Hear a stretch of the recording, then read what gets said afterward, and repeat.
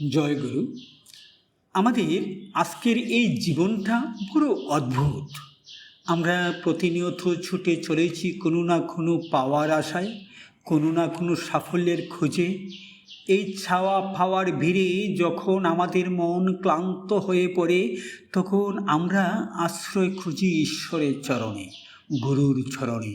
আমরা দীক্ষা নেই, সৎসঙ্গে যাই, জপ ধ্যান করি, কিন্তু কখনো কি আমরা নিজেদের মনের একদম গভীরে তাকিয়ে দেখেছি আমরা গুরুর কাছে কেন এসেছি? আমরা কি সত্যিই পরম পিতার আদর্শকে নিজের জীবনে ফুটিয়ে তুলতে এসেছি, নাকি পরম পিতার নামটিকে ব্যবহার করে নিজের কোনো জাগতিক স্বার্থ বা ধান্দা পূরণ করতে এসেছি?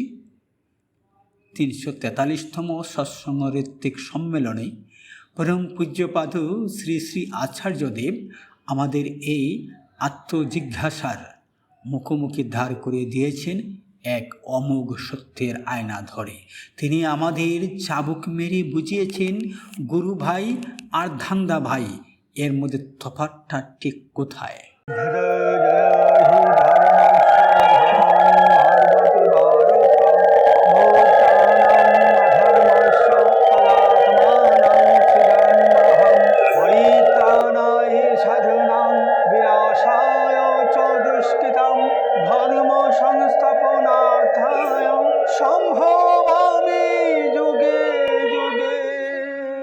শ্রী শ্রী আচার্যদেব তার আলোচনায় একটি বাস্তব ঘটনার কথা উল্লেখ করেন। সৎসঙ্গের আঙ্গিনায় এসেছিলেন এক মা। তিনি মাঝে মধ্যে দীক্ষাপত্রের কাজও করেন, অর্থাৎ ঠাকুরের ভাবধারা মানুষের মধ্যে ছড়িয়ে দেওয়ার এক পবিত্র দায়িত্ব তার ওপর। কিন্তু সেই কাজের আড়ালেই তিনি পরম পূজ্যপাদের কাছে একটি অদ্ভুত অনুমতি চাইলেন। তিনি তার প্রসাধন কোম্পানির পণ্য সামগ্রী সৎসঙ্গীদের মধ্যে প্রচার করার সুযোগ চাইলেন। ভেবে দেখুন, যেখানে মানুষের আধ্যাত্মিক উত্তরণ ঘটার কথা, সেখানে ঢুকে পড়েছে প্রসাধন সামগ্রী বিক্রির মানসিকতা।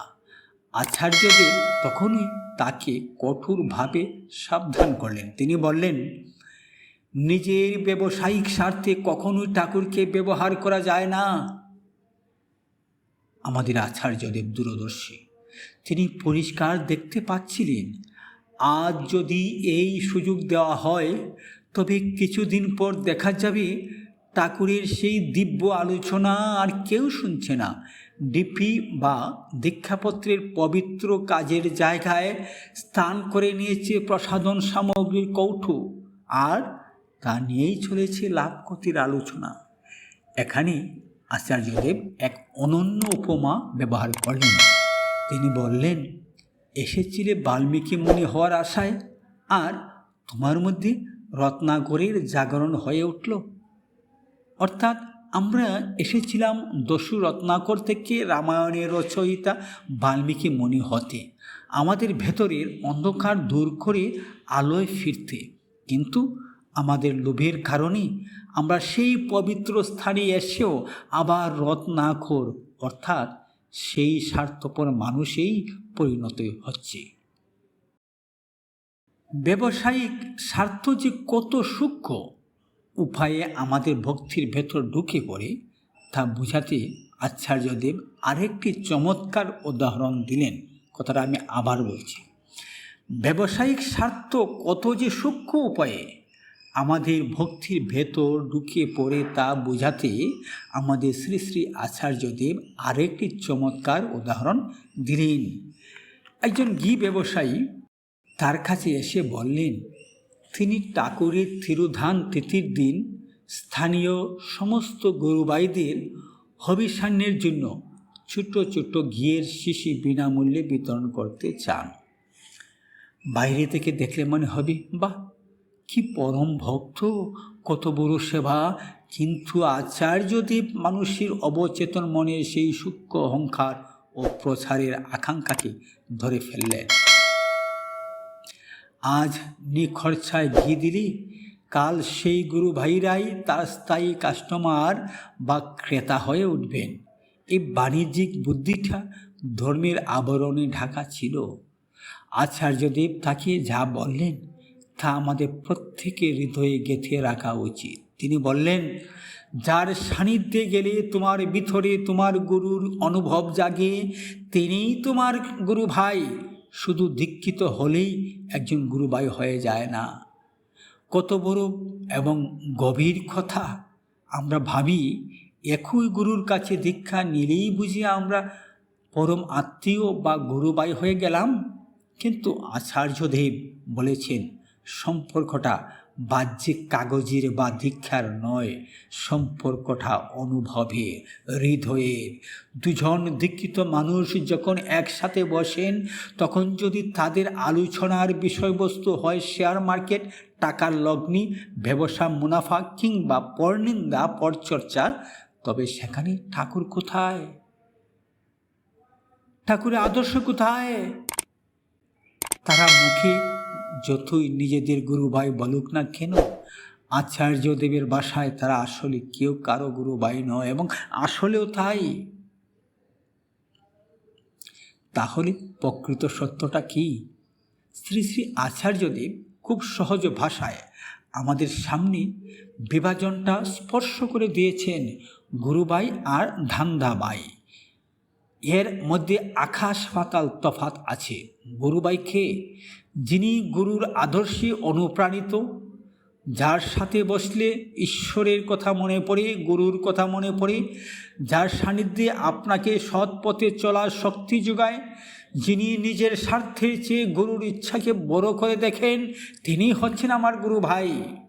আর ধান্দাবাই, যিনি গুরুকে বা সৎসঙ্গের মঞ্চকে নিজের নেটওয়ার্কিংয়ের জায়গা মনে করেন, যিনি ভাবেন সৎসঙ্গে তো অনেক মানুষ আসে, একটু চেনা পরিচিতি বাড়ালে নিজের ব্যবসাটা ভালো চলবে, ইন্স্যুরেন্সের পলিসি বিক্রি হবে, কিংবা নিজের কোনো ব্যক্তিগত স্বার্থ উদ্ধার হবে। আজ আমাদের নিজেদের বুকের ওপর হাত রেখে প্রশ্ন করতে হবে, আমরা কোন দলে? আমরা কি সৎসঙ্গে গিয়ে নিঃস্বার্থভাবে সেবা করছি, নাকি সেখানেও নিজেদের লাভ ক্ষতির খতিয়ান মেলাচ্ছি? মনে রাখবেন, ঠাকুরকে ফাঁকি দেওয়া যায় না। অন্তর্যামী সব দেখছেন। গুরুর নাম বিক্রি করে সংসারে সাময়িক কিছু লাভ হয়তো হতে পারে, কিন্তু আধ্যাত্মিক জীবনে তার পরিণতি অত্যন্ত ভয়ানক। আচার্যদেবের এই বাণীর শেষ বাক্যটি যেন আমাদের জীবনের মূল মন্ত্র হয়ে ওঠে। আমরা যেন গুরুর সাথে থাকি, ধান্দায় নয়। আসুন আজ থেকে আমরা প্রতিজ্ঞা করি, গুরুর দরবারে আমরা শুধু গুরুকেই চাইতে যাব।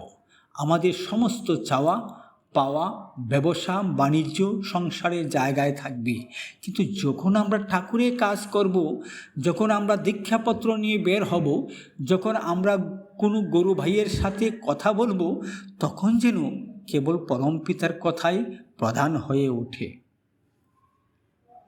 আমাদের মন থেকে যেন রত্না করে সেই লোভী সত্তা চিরতরে বিদায় নেই, এবং বাল্মীকি মুনির মতো এক পবিত্র সুন্দর হৃদয়ের জাগরণ ঘটে।